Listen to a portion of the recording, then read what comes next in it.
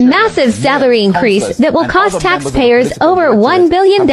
Massive salary increases that will cost taxpayers roughly $1.7 billion. Finance Minister Dr. Nigel Clark gave details in the House of Representatives this afternoon, adding that the total will cover 3 fiscal years from 2022 through 2024. Now, Andrea Chisholm has been looking at the numbers and now gives us a breakdown.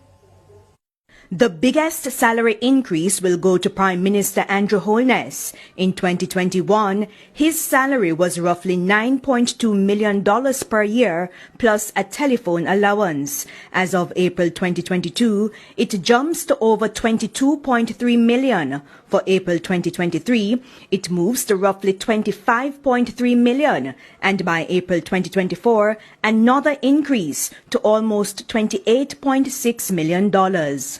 For the Deputy Prime Minister, the salary was over $8 million for the year, and now it moves to over $20 million in year 1, over $22.7 million in year 2, and over $25.7 in year 3.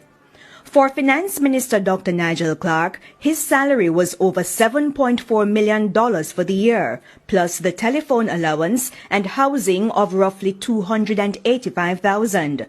The new salary, over $19 million in year 1, over $21.7 million in year 2, and roughly $24.6 million in year 3.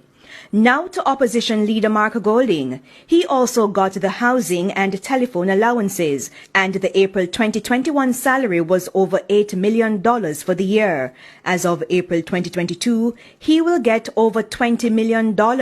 In April 2023, over $22.7 million, and by April 2024, over $25.7 million.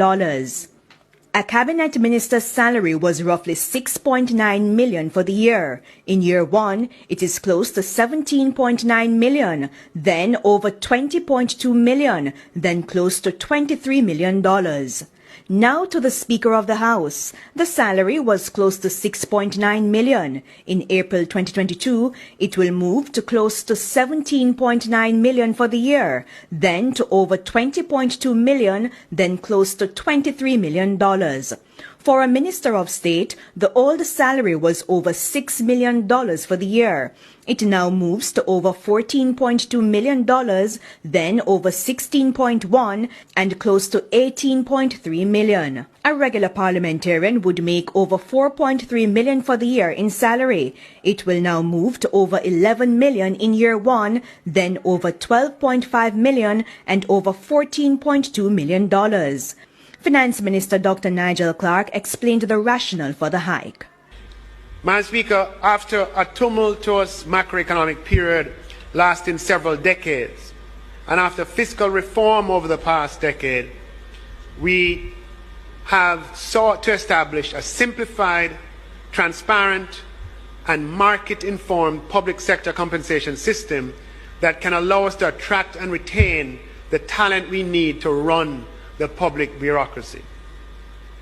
The salaries announced here today for members of the executive and legislature form part of that effort. Madam Speaker, the opposition takes no issue with what the minister has announced. We would urge the government to deal with the anomalies that exist for civil servants who have been granted increases and where there are discrepancies in their salaries, to urgently address those anomalies so that everyone can benefit from the new compensation package. But we take no issue.